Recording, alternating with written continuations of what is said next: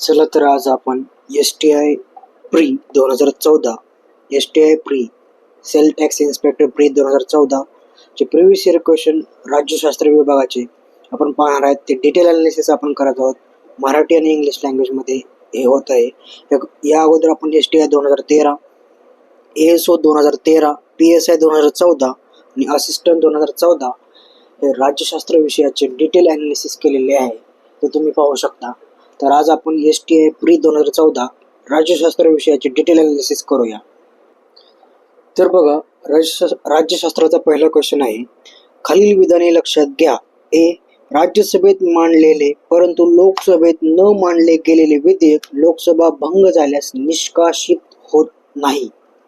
बी option, लोकसभेने पारित केलेले परंतु राज्यसभेत न मांडले गेलेले विधेयक लोकसभा भंग झाल्यास निष्कासित होते.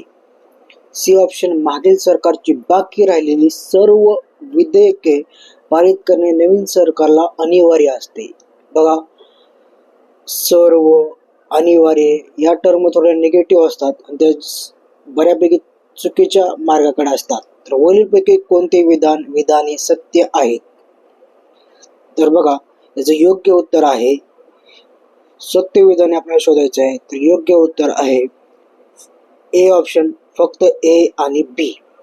कारण तिसरं विधान चुकीचं आहे. चुकीचं विधान कुठलं आहे बघा, मागील सरकारची बाकी राहिलेली सर्व विधेयके पारित करणे नवीन सरकारला अनिवार्य आहे. हे चुकीचे आहे, लक्षात ठेवा. कारण NDA सरकार आलं तर NDA त्यांचं डिसिजन घेते, त्यांचे निर्णय, त्यांचा अजेंडा फॉलो करते. तर UPA सरकार आलं तर त्यांचा अजेंडा फॉलो करते. त्यांना अगोदरचे काही विधेयके पारित करणे अनिवार्य नसतं. तर लक्षात ठेवा, सी ऑप्शन चुकीचं आहे. बरोबर ऑप्शन काय आहेत बघा. ए. राज्यसभेत मांडलेले परंतु लोकसभेत न मांडले गेलेले विधेयक लोकसभा भंग झाल्यास निष्कासित होत नाही. तर ते बरोबर आहे. आपण डिटेल अनालिसिस पाहूया. लोकसभेने पारित केलेले परंतु राज्यसभेत न मांडले गेलेले विधेयक लोकसभा भंग झाल्यास निष्कासित होते. हे दोन्ही वाक्य बरोबर आहेत. आपण डिटेल अनालिसिस करूया. तर बघा, राज्यसभा हे स्थायी सभागृह आहे, परमनंट हाऊस आहे असल्याने राज्यसभेत मांडलेले पण लोकसभेत न मांडले गेलेले विधेयक लोकसभा भंग झाल्यास निष्कासित होत नाही. राज्यसभा स्थायी सभागृह आहे, परमनंट हाऊस आहे, त्यामुळे राज्यसभेचे मांडलेले विधेयक आहेत पण तो लोकसभेत नाही मांडले गेलेले विधेयक लोकसभा भंग झाल्यास निष्कासित होत नाही. लक्षात ठेवा, कारण राज्यसभा परमनंट हाऊस आहे, लोकसभेचे डिझोल्युशन होतंय पण राज्यसभेचे डिझोल्युशन होत नाही. त्यामुळे ते बिल निष्कासित होत नाही, ते परत मांडले जाते. बघा, लोकसभा बरखास्त झाल्यास लोकसभेचे अस्तित्व संपुष्टात येते, म्हणून लोकसभेचे पारित केलेले परंतु राज्यसभेत न मांडले गेलेले विधेयक लोकसभा भंग झाल्यास निष्कासित होते. तर बघा, लोकसभा बरखास्त झाली तर लोकसभा अस्तित्व संपुष्टात येते. त्यामुळे लोकसभेने जे पारित केले परंतु राज्यसभेत न मांडलेले गेले विधेयक लोकसभा भंग झाल्यास निष्कासित होते. हे पाठच करा. आता बघा, राज्यसभा काय, परमनंट हाऊस आहे. दर 2 वर्षांनी 1/3 मेंबर रिटायर होतात आणि राज्यसभेच्या मेंबरचा टेन्यूर हा 6 वर्ष असतो, लक्षात ठेवा. त्यामुळे तर डबल मेंबरशिपच्या वेळेस राज्यसभेचं सदस्यत्व नष्ट होतं. जर त्याने सांगितलं नाही, एखादा व्यक्ती लोकसभेत बी निवडून आलाय आणि राज्यसभेच्या जागेवर निवडून आलाय, त्याने जर विशिष्ट वेळात सांगितलं नाही तर त्याचं राज्यसभेचं सीट रद्द होतं. तर बघा, आता लोकसभाचं डिझोल्युशन कोण करतो? प्रेसिडेंट करते आणि प्राईम मिनिस्टरच्या सांगण्यानुसार करतो, हे लक्षात ठेवा. आता बघा, when Lok Sabha dissolve, all business including bills, motion, resolutions, notices, petitions and so pending before it or its committee lapse. लक्षात ठेवा, लोकसभा लॅप्स होते आपल्याला माहित आहे, लोकसभाचं डिझोल्युशन होते माहित आहे. तर लोकसभा दर 5 वर्षानंतर लोकसभेसाठी जनरल इलेक्शन होतं. पण लोकसभा डिझॉल्व झाली म्हणजे त्या समोर असणारे सगळे बिझनेस, बिल्स, मोशन्स, रिझोल्युशन्स आणि नोटिसेस आणि पेटिशन्स ज्या पेंडिंग आहेत ते सर्व लोकसभेमधल्या काय होतात, तर सर्व लॅप्स होतं, सर्व रद्द ठरतं. लक्षात ठेवा, ते नवीन मांडावे लागतात. हाऊएव्हर some pending bills and all pending assurance do not lapse on the dissolution of Lok Sabha. तर बघा, पण काही पेंडिंग बिल्स आहेत आणि काही पेंडिंग ॲश्युरन्स आहे ते डिझॉल्व्ह होत नाही, हे लक्षात ठेवा. आता the position with respect to lapsing of the bills, आता कुठले कुठले बिल लॅप्स होते आणि कुठले कुठले नाही ते थोडक्यात बघूया. A bill pending in the Lok Sabha lapse whether originating in the Lok Sabha or transmitted to it by the Rajya Sabha. तर बघा, एखादं बिल पेंडिंग आहे कुठं लोकसभेत, तर ते लॅप्स होते किंवा जरी ते बिल लोकसभेपासून ओरिजिनेटिंग झालं असलं किंवा राज्यसभेने त्यांच्याकडे पाठवलं असेल लोकसभेकडे, तरी ते लॅप्स होते कारण लोकसभेमध्ये पेंडिंग आहे. लोकसभा डिझॉल्व्ह झाली म्हणजे सर्व खतम झाले. आता बघा, अ बिल, दुसरं बिल बघा, a bill pass by the Lok Sabha but pending in the Rajya Sabha lapses. जसं जीएसटी बिल, अगोदरचं जीएसटी बिल काय झालं होतं, लोकसभेमध्ये पास झालं होतं पण राज्यसभेमध्ये पेंडिंग होतं आणि ते लॅप्स झालं होतं अगोदरचं जीएसटी बिल. तर बघा, a bill pass by Lok Sabha, लोकसभेने पास केलंय but pending in the Rajya Sabha bill lapse. त्याचं उदाहरण म्हणून जीएसटी बिल, अगोदरचं जीएसटी बिल लक्षात ठेवू शकता. बघा, थर्ड बिल काय, a bill pass by two houses due to disagreement and if the president has notified holding of joint sitting before the dissolution of Lok Sabha does not lapse. तर एक ठोकताळा लक्षात ठेवा, जे बिल प्रेसिडेंटकडे गेलेले आहे आणि प्रेसिडेंटने त्यावर सही दिली नाही किंवा प्रेसिडेंटने त्यासाठी जॉईंट सिटिंग बोलवली आहे, ते बिल लॅप्स होत नाही. तर एक बिल आहे ते दोन्ही हाऊसने पास केले, दोन्ही हाऊसनी डिसॲग्रीमेंट केले, दोन्ही हाऊसचे त्यामुळे मतभेद आहेत आणि प्रेसिडेंटने त्यासाठी जॉईंट सिटिंग बोलवली असेल आणि त्यामध्येच लोकसभेचं डिझोल्युशन झाले असेल तर ते बिल लॅप्स होत नाही, लक्षात ठेवा. तसेच a bill pending in the Rajya Sabha but not pass by the Lok Sabha does not lapse. तर बघा, a bill pending in the Rajya Sabha but not pass by the Lok Sabha does not lapse. राज्यसभेमध्ये पेंडिंग आहे आणि लोकसभेनेही त्यावर विचार केला नाही किंवा लोकसभेने पास केलं नाही, ते बिल लॅप्स होत नाही, हे लक्षात ठेवा.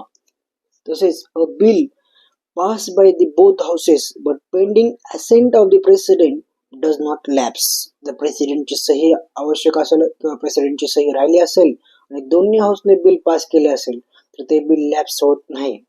अ bill pass by both the houses but return by the president for reconsideration of the houses does not lapse. तर बघा, प्रेसिडेंट एक बिल दोन्ही हाऊसने पास केलेलं आहे पण प्रेसिडेंटने त्यांच्यासाठी रिकन्सिडरेशनसाठी पाठवलेलं आहे, तर ते बिल लॅप्स होत नाही. आता बघा, थोडा आपण डायग्रामच्या आधारे बघूया.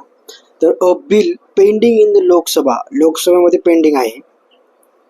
अ bill pending in the Lok Sabha lapses whether originating in the Lok Sabha or transmitted to it by Rajya Sabha. जरी लोकसभेतनं ओरिजिनेटिंग असेल किंवा राज्यसभेने त्याला ट्रान्समिट केलं असेल तर हे बिल लॅप्स होते, लक्षात ठेवा. कुठं लोकसभेमध्ये पेंडिंग असेल तर हे बिल लॅप्स होते.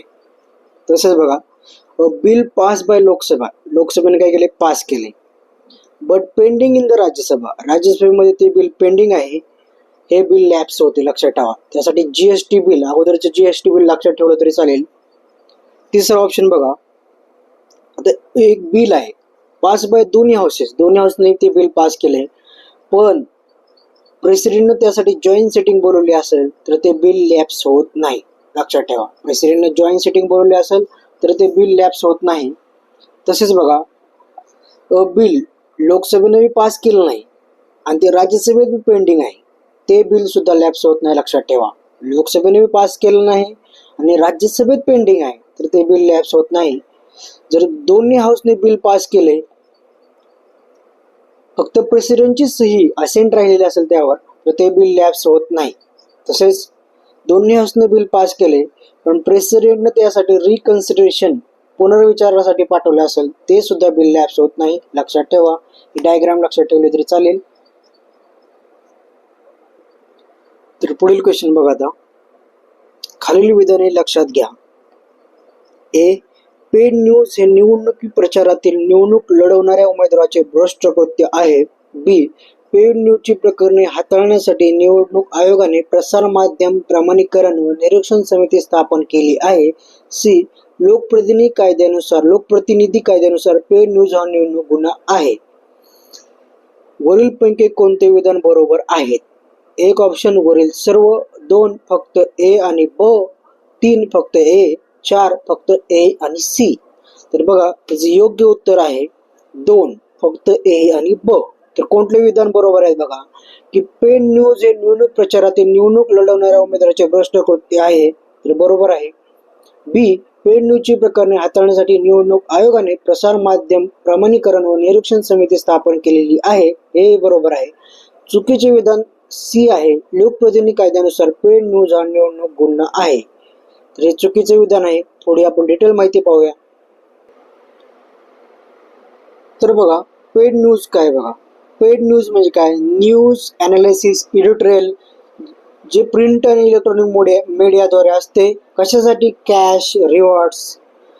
तर पेड न्यूज कॅश रिवॉर्ड्स याचा फायदा घेऊन किंवा हे मॉनिटरी गेनसाठी जे प्रिंट किंवा इलेक्ट्रॉनिक मीडियामध्ये न्यूज दिल्या जातात त्याला पेड न्यूज म्हणतात. लोकप्रतिनिधी कायद्यातील भाग 7 आणि 7 मधील 3 नुसार पेड न्यूज निवडणूक गुन्हा म्हणून मान्य करून त्यासाठी किमान 2 वर्षाच्या तुरुंगवासाची शिक्षा असावी अशी शिफारस निवडणूक आयोगाने केली आहे. फक्त शिफारस केली आहे इलेक्शन कमिशननं. असं कायदा बनवून असं करा म्हणून कायदा तयार करा, कायद्यामधील बदल करा अशी इलेक्शन कमिशनने शिफारस केलेली आहे. त्यामुळे लक्षात ठेवा तो गुन्हा तरी आता तरी नाही. तर पुढील क्वेश्चन बघा आता. कोणत्या राजकीय पक्षाचे संविधान सभेत केवळ एक उमेदवार निवडून आले होते? ए. Krishak Praja Paksha, B. Schedule caste federation, C. Communist पक्ष, डी. अपक्ष. तर बघा पर्यायी उत्तर आहेत ए फक्त ए, सी, डी, 2 फक्त बी, सी, डी, 3 फक्त ए, बी, डी, 4 फक्त ए, बी, सी.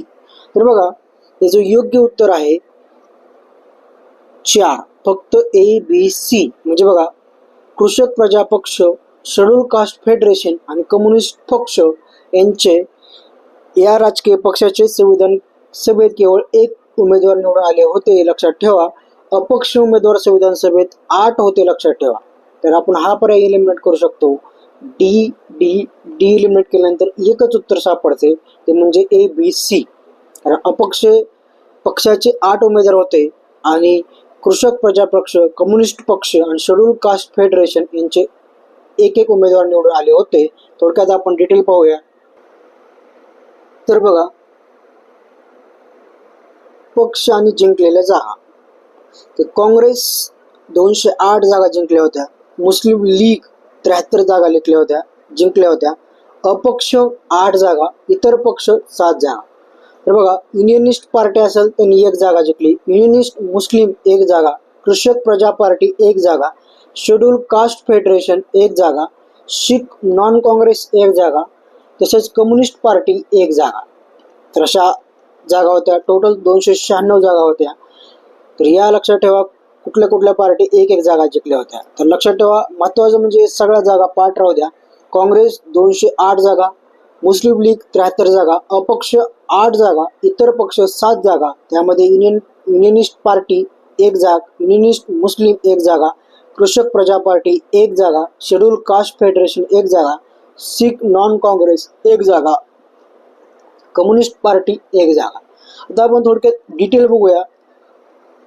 कृषक प्रजा पार्टी किंवा पक्ष हे फजूल हक हे वेस्ट बंगाल किंवा त्या काळी बेंगालमध्ये स्थापन करण्यात आलेली पार्टी आहे 1929 ला. लक्षात ठेवा कृषक प्रजा पार्टी फजूल हक हे फाउंडर होते बेंगालमध्ये 1929 ला. तसेच independent labour party doctor B.R. Ambedkar founder होते. त्यांच्या काही पार्टी आहेत ते आपण पुढे बघूया. 1936 ला स्थापन केली ती इंडिपेंडेंट लेबर पार्टी. त्यानंतर मुस्लिम लीग नवाब ख्वाजा सलीमुल्ला यांनी 1906 ला ढाक्याला चालू केली ती मुस्लिम लीग. युनियनिस्ट पार्टी लक्षात ठेवा सिकंदर हयात खान यांनी चालू केली ती पंजाबमध्ये. कधी? 1923 ला चालू केली होती. लक्षात ठेवा. त्यामध्ये फजली हुसेन चौधरी लालचंद छोटू राम हे लँडलॉर्ड्स होते. लँडलॉर्डचं इंटरेस्ट बघण्यासाठी पार्टी होती युनियनिस्ट पार्टी, लक्षात ठेवा, पंजाबमध्ये होते. आणि हे त्याचे फाउंडर सिकंदर हयात खान, फाजल हुसेन, चौधरी लालचंद, छोटू राम, लक्षात ठेवा. डिटेल अनालिसिस आहे आपलं, त्यावर अप्लाइड क्वेश्चन येऊ शकतो, त्यामुळे आपण हे डिटेल घेत आहेत. आता बघा, एखादं क्वेश्चन विचारू शकतात युनियनिस्ट पार्टीचं डिमांड काय होती. तर युनियनिस्ट पार्टी होती जी आपण आत्ताच बघितलं की सिकंदर हयात खान यांनी पंजाबमध्ये 1923ला स्थापन केली. त्यांची डिमांड काय होती बघा, की डोमिनियन स्टेटस द्या, वसाहतीचं स्वातंत्र्य द्या, आणि United democratic federal constitution for India as a whole. तर डिमांड काय केली होती, डोमिनियन स्टेटस द्या, वसाहतीचं स्वातंत्र्य द्या, आणि United democratic federal constitution for India as a whole अशी डिमांड युनियनिस्ट पार्टीने केली होती, जी पंजाबमध्ये पार्टी होती, 1923ला स्थापन झाली होती. आणि लँडलॉर्ड्सचं इंटरेस्ट जपण्यासाठी ती पार्टी होती, लक्षात ठेवा. तर डॉक्टर B.R. आंबेडकरांच्या काही महत्त्वाच्या पार्टी बघूया आपण. लक्षात ठेवा, त्यांनी बहिष्कृत हितकारणी सभा ही पहिली ऑर्गनायझेशन त्यांनी 1924ला स्थापन केली होती. बहिष्कृत हितकारणी सभा फर्स्ट ऑर्गनायझेशन आहे, डॉक्टर B.R. आंबेडकरने चालू केली 1924ला. तर त्यांचे काही पार्टी बघूया. All India schedule caste federation ही बघा सक्सेसर ऑर्गनायझेशन होती. कुणाची सक्सेसर ऑर्गनायझेशन होती, तर इंडिपेंडेंट लेबर पार्टी जी 1936ला स्थापन केली. इंडिपेंडेंट लेबर पार्टी 1936ला स्थापन केली, त्याची सक्सेसर ऑर्गनायझेशन होती all India schedule caste federation जी 1942ला सुरू केली. लक्षात ठेवा, डॉक्टर B.R. आंबेडकर हे फर्स्ट लॉ मिनिस्टर होते इंडिपेंडेंट इंडियाचे. भारतरत्न त्यांना 1920ला भेटला. 1920ला त्यांनी मूक नाईक विकली चालू केले होते. तर पुढील क्वेश्चन बघा आता, खालील विधाने लक्षात घ्या. ए ऑप्शन, संविधानाच्या 165व्या कलमानुसार राज्याच्या महाधिवक्त्याची तरतूद करण्यात आली आहे. बी, महाधिवक्त्याची नियुक्ती राष्ट्रपती करतात. सी, त्याला राज्याच्या विधिमंडळाच्या कामकाजात भाग घेण्याचा व मत मांडण्याचा अधिकार आहे. डी, तो राज्य शासनाचा सर्वोच्च कायदेविषयक सल्लागार आहे. वरीलपैकी कोणते विधाने बरोबर आहेत? ए ऑप्शन ए आणि बी, 2 ऑप्शन बी आणि सी, 3 ऑप्शन सी आणि D, 4 option A C D. तर बघा, आपल्याला माहित आहे महाधिवक्ता राज्याचा असतो, मग राष्ट्रपती अपॉइंट करतील हे जरा चुकीचे वाटते, त्यामुळे योग्य उत्तर आहे पर्याय क्रमांक 4 ए सी डी. बी ऑप्शन चुकीचं आहे. आपण योग्य ऑप्शन आणि चुकीचे ऑप्शन बघूया. तर बघा, संविधानाच्या 165व्या कलमानुसार राज्याच्या महाधिवक्त्याची तरतूद करण्यात आली आहे. त्यालाच आपण ॲडव्होकेट जनरल ऑफ स्टेट म्हणतो, जो राज्याचा असतो. गव्हर्नर आपण करतो स्टेटमध्ये. तर बघा, आपण डिटेल बघूया तरी पुढेच. बघा, ॲडव्होकेट जनरल ऑफ स्टेट आपण त्याला म्हणतो, गव्हर्नर आपण करतो आणि तो स्टेटमध्ये असतो. तर बघा, संविधानाच्या 165व्या कलमानुसार राज्याचा महाधिवक्त्याची तरतूद करण्यात आली आहे, बरोबर आहे. महाधिवक्त्याची नियुक्ती राष्ट्रपती करतात, चुकीचे आहे. महाधिवक्त्याची नियुक्ती गव्हर्नर करतात. त्याला राज्याच्या विधिमंडळाच्या कामकाजात भाग घेण्याचा व मत मांडण्याचा अधिकार आहे, बरोबर आहे. तो राज्य शासनाचा सर्वोच्च कायदेविषयक सल्लागार आहे, हे बरोबर आहे. तर याबद्दल आपण डिटेल बघूया थोडक्यात. बघा, आपण यासाठी आपण PSI 2014 च्या प्रीमध्ये आलेले क्वेश्चन डिटेल अनालिसिस केलं आहे, तिथे सुद्धा तुम्ही तो व्हिडिओ पाहू शकता. तसेच आपण इथे सुद्धा डिटेल अनालिसिस करूया. बघा, कलम 165 मधील तरतुदीनुसार ॲडव्होकेट जनरल ऑफ स्टेट आहे, जो राज्याचा असतो. तसं आर्टिकल 76 नुसार अटॉर्नी जनरल ऑफ इंडिया, महान्यायवादी, तो सेंट्रलचा असतो, जो प्रेसिडेंट अपॉइंट करतो. कलम 165 मधील तरतुदीनुसार राज्यपाल उच्च न्यायालयाच्या न्यायाधीश होण्याची पात्रता असणाऱ्या व्यक्तीची राज्याचा महाधिवक्ता म्हणून नेमणूक करतात. तर बघा, जो उच्च न्यायालयाचा हायकोर्टचा जज होईल लेवल क्वालिफिकेशन असेल तो महाधिवक्ता असतो. आता उच्च न्यायालयाच्या न्यायाधीशाची पात्रता काय आहे ते थोडक्यात बघूया. तो भारताचा नागरिक असावा, न्यायिक पदावर त्याने 10 वर्ष काम केले असले पाहिजे किंवा उच्च न्यायालयात 10 वर्षे वकिली केली असावी. तर बघा, आपण काय करूया, थोडक्यात एक चार्ट तयार करूया. कसा, एक ॲडव्होकेट जनरल ऑफ स्टेट जो राज्याचा असतो आणि एक अटॉर्नी जनरल ऑफ इंडिया जो केंद्राचा असतो. इथे बघा गव्हर्नर अपॉइंट करतो. आर्टिकल कोणता आहे? 165 आर्टिकल आहे. इथे बघा प्रेसिडेंट अपॉइंट करतो. आर्टिकल काय आहे? 76 आहे. त्याचं क्वालिफिकेशन काय आहे बघा, तर हायकोर्टच्या जज लेवल क्वालिफिकेशन आहे. हायकोर्टच्या जज लेवल क्वालिफिकेशन आहे. इथं सुप्रीम कोर्टच्या जज लेवल क्वालिफिकेशन आहे. काय क्वालिफिकेशन आहे इथं? तर तो 10 वर्ष 10 किंवा 10, तर 10 वर्ष काय आहे बघा, न्यायिक पदावर त्याने 10 वर्ष काम केले असले पाहिजे किंवा उच्च न्यायालयात 10 वर्ष वकिली केली पाहिजे. तर बघा त्याने काय केलं पाहिजे, 10 वर्ष न्यायिक पदावर काम किंवा 10 वर्ष हायकोर्टामध्ये वकिली असायला पाहिजे. तसंच सुप्रीम कोर्टच्या जजच्या लेवलचं क्वालिफिकेशन अटॉर्नी जनरल ऑफ इंडियासाठी आहे. तर ते आपण थोडक्यात बघूया. तर बघा attorney general of India article 76 president appoint करतो. AGIची अटॉर्नी जनरल ऑफ इंडियाची. सुप्रीम कोर्टच्या जज लेवलचं क्वालिफिकेशन आहे. तर काय आहे सुप्रीम कोर्टच्या जजचं क्वालिफिकेशन बघा, तो भारतीय नागरिक असावा आणि कोणत्याही उच्च न्यायालयाचा न्यायाधीश म्हणून 5 वर्ष काम केले असले पाहिजे किंवा कोणत्याही उच्च न्यायालयात त्याने 10 वर्ष वकिली केली असावी किंवा राष्ट्रपतीच्या मते तो नामांकित कायदेपंडित असला पाहिजे.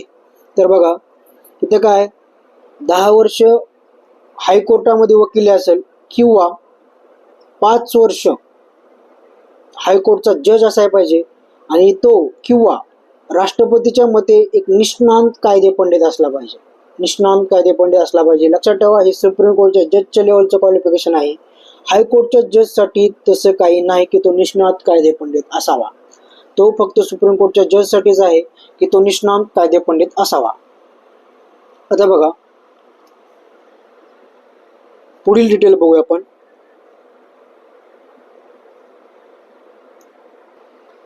आता बघा राज्यघटनेत AGI असो किंवा AGS असो यांच्या पदाचा कार्यकाल नमूद नाही, जरी ते घटनात्मक पद आहे. कारण त्यांचं आर्टिकल 76 नुसार अटॉर्नी जनरल ऑफ इंडिया असतो, महान्यायवादी असतो आणि आर्टिकल 165 नुसार महाधिवक्ता असतो, ॲडव्होकेट जनरल ऑफ स्टेट असतो. तरी त्यांच्या पदाचा कार्यकाल घटनेत नमूद नाही. ते प्रेसिडेंट अटॉर्नी जनरल ऑफ इंडियाच्या बाबतीत प्रेसिडेंट ठरवतात आणि ॲडव्होकेट जनरल ऑफ स्टेटच्या साठी गव्हर्नर ठरवतात. पदावरून दूर करण्याची प्रक्रिया इंडियन कॉन्स्टिट्यूशनमध्ये नाही. तसेच बघा प्रेसिडेंट किंवा गव्हर्नर यांच्या मर्जीनुसार अटॉर्नी जनरल ऑफ इंडिया आणि ॲडव्होकेट जनरल ऑफ स्टेट त्यांची पद सॅलरी प्रेसिडेंट किंवा गव्हर्नर हे ठरवतात. तर बघा इथे बघा त्यांची सॅलरी कोण ठरवते, तर गव्हर्नर ठरवतो. सॅलरी गव्हर्नर वगैरे ठरवतो. बघूया सॅलरी पेन्शन वगैरे. तर पुढील गोष्टी बघूया आपण आता. AGI सेंट्रलचा असतो प्रेसिडेंट आणि AGS स्टेटचा असतो गव्हर्नर. हे लक्षात ठेवा. कंपॅरेटिव्ह स्टडी केली तर जास्त लक्षात राहतं आणि फायदाही होतो. राज्य आता बघा ॲडव्होकेट जनरल ऑफ स्टेट महाधिवक्त्याबद्दल आपण बघूया. राज्य शासनाचा कायदेशीर बाबीमध्ये सल्ला देणे. तसेच AGI सेंट्रल गव्हर्नमेंटला कायदेशीर बाबीत सल्ला देतो. सर्वोच्च कायदा अधिकारी असतो. फर्स्ट लॉ ऑफिसर असतो.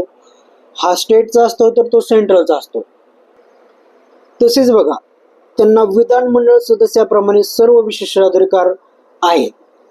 पार्लमेंट प्रमाणे AGIला अटॉर्नी जनरल ऑफ इंडियाला आणि स्टेट लेजिस्लेचर प्रमाणे महाधिवक्त्याला सर्व विशेषाधिकार असतात. त्यांना राज्याच्या राज्यक्षेत्रातील सर्व न्यायालयात सुनावणीचा तसेच ऐकून घेतले जाण्याचा अधिकार आहे. राज्याच्या मध्ये असेल तर ॲडव्होकेट जनरल ऑफ स्टेटसाठी आणि पूर्ण भारताचा विचार केला तर AGI साठी. लक्षात ठेवा त्यांना राज्य विधिमंडळाच्या कामकाजात भाग घेण्याचा व मत मांडण्याचा अधिकार आहे. कोणाला? AGI आणि AGSला. AGIला कुठं? पार्लमेंटमध्ये. AGSला कुठं? स्टेट लेजिस्लेचरमध्ये. Parliament state legislature. विधिमंडळाच्या मतदान प्रक्रियेत भाग घेण्याचा अधिकार नाही. लक्षात ठेवा. त्यामागे एक कन्सेप्ट लक्षात ठेवा. कन्सेप्ट काय सांगते बघा. NCERT 10वी आणि 11वी मध्ये NCERT पॉलिटी राज्यशास्त्रामध्ये एक कन्सेप्ट आहे. Only member vote in their respective house. म्हणजे बघा लोकसभेचा मेंबर असेल तर तो लोकसभेतच वोटिंग करू शकतो. तो राज्यसभेत जाऊन बैठकीत भाग घेऊ शकतो, तिथं बोलू शकतो, पण वोटिंग करू शकत नाही. बघा, तर आपले प्राईम मिनिस्टर हे वाराणसीतून निवडून आलेत लोकसभेत, तर ते लोकसभेतच वोटिंग करू शकतात. जरी ते लीडर ऑफ द हाऊस असेल तरी ते राज्यसभेत जाऊन बोलू शकतात, बैठकीत भाग घेऊ शकतात, पण वोटिंग फक्त लोकसभेतच करू शकतात. कारण कन्सेप्ट आहे only member can vote in their respective house. त्याचप्रमाणे CAG control auditor general of India, attorney general of India हे पार्लिमेंटमध्ये जाऊ शकतात, तिथल्या डिबेटमध्ये भाग घेऊ शकतात, पण त्यांना वोटिंग पॉवर नसते कारण ते हाऊसचे मेंबर नसतात. लक्षात ठेवा. तर हे डिटेल आपण पाहिलेले आहेत अटॉर्नी जनरल ऑफ इंडिया आणि AGS advocate general of state. आणि लक्षात ठेवा हे कॉन्स्टिट्युशनल पद आहे. Solicitor general of India, additional solicitor general of India हे नॉन कॉन्स्टिट्युशनल किंवा एक्स्ट्रा कॉन्स्टिट्युशनल पोस्ट आहे. ते कॉन्स्टिट्युशनमध्ये मेन्शन नाही, पण या 2 पोस्ट कॉन्स्टिट्युशन मेन्शन आहे. आपण कंपॅरेटिव्ह अनालिसिस केलं आहे. तर बघा पुढील क्वेश्चन बघा, 19 जोड्या लावा. आता बघा यामध्ये काय झालंय, एक प्रिंटिंग मिस्टेक असल्यामुळे MPSCने हा क्वेश्चन रद्द केला होता, पण आपण तो रेक्टिफाय करूया. 371C हे चुकीचे झालेलं आहे. 371A ऑप्शन असायला पाहिजे, मगच या उत्तराची जुळाजुळ होते. तर हे आपण चेंज करूया 371A. तर बघा आपल्याला राज्य व त्याबाबतच्या विशेष तरतुदी जुळवायचे. तर काय बघा याचं योग्य उत्तर काय बघा, तर याचं योग्य उत्तर आहे 1 Nagaland 371A, Sikkim 371F, Mizoram 371G आणि अरुणाचल प्रदेश 371H. तर हे असा ऑप्शन होता. लक्षात ठेवा प्रिंटिंग मिस्टेकमुळे हा क्वेश्चन रद्द करावा लागला होता. आपण थोडक्यात विशेष तरतुदी आणि राज्य या डिटेल बघूया, सारखं न्यूजमध्ये असते. तर बघा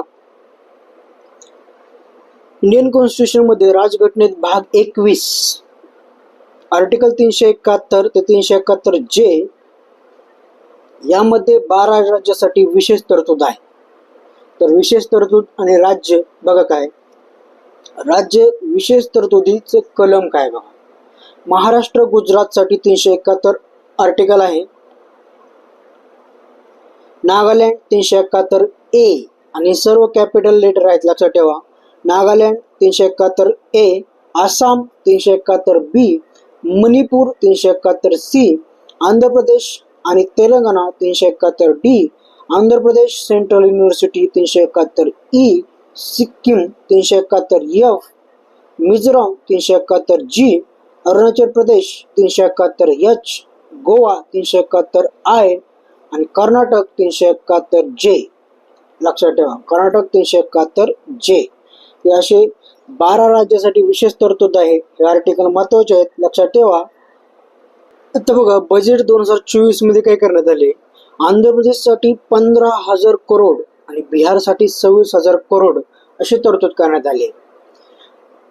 एक प्रकारे म्हणजे त्यांना एक फेवरेटिझमच झालेला आहे आणि महाराष्ट्र बाकीचे काही राज्य यांना स्टेप मदरली ट्रीटमेंट भेटलेली आहे फायनान्शियल ग्रँटमध्ये. जरी महाराष्ट्र तामिळनाडू GST टॅक्स देण्यामध्ये टॉप स्टेट असेल तरी हे ग्रँट देताना आंध्र प्रदेश आणि बिहारसाठी एवढा ग्रँट देण्यात आले आहे. त्यामुळं स्पेशल कॅटेगरी स्टेटस हे सारखं न्यूजमध्ये असतं, ते आपण थोडक्यात डिटेल घेऊया. तर बघा फेवरेटिझम झालेलं आहे. तर स्पेशल कॅटेगरी स्टेटस आपण बघूयात. 1969 ला काय झालं होतं, on the recommendation of 5th finance commission ते चेअर केलं होतं महावीर त्यागी यांनी. लक्षात ठेवा 5th फायनान्स कमिशन 1969 ला महावीर त्यागी त्याचे चेअरमन होते. त्यांनी स्पेशल कॅटेगरी स्टेटस बद्दल सांगितलं. It was based on Gadgil formula. तर कुठल्या फॉर्म्युलावर होतं, Gadgil formula. Special category status assist certain state in their development if they face historical, economic and geographical disadvantage. तर स्पेशल कॅटेगरी स्टेटस 1971 आलं होतं. महावीर त्यागी 5th फायनान्स कमिशन आणि Gadgil फॉर्म्युलावर base होतं. तर स्पेशल कॅटेगरी स्टेटससाठी काय फॅक्टर आहेत बघा. Factor consider for SCS special category status as per Gadgil formula. हे लक्षात ठेवा, यावर क्वेश्चन विचारू शकतं. हे हॉट टॉपिक असतो, सारखं न्यूजमध्ये असतो. आंध्र प्रदेश, बिहार याची डिमांड करते, कधी कधी ओडिसा त्याची डिमांड करते. तर बघा, फॅक्टर्समध्ये महत्त्वाचा एक फॅक्टर आहे डिफिकल्ट अँड हिली टेरेन. जसं हिमालयन स्टेट असेल, जम्मू काश्मीर, हिमाचल प्रदेश, अरुणाचल प्रदेश, डिफिकल्ट आणि हिली टेरेन.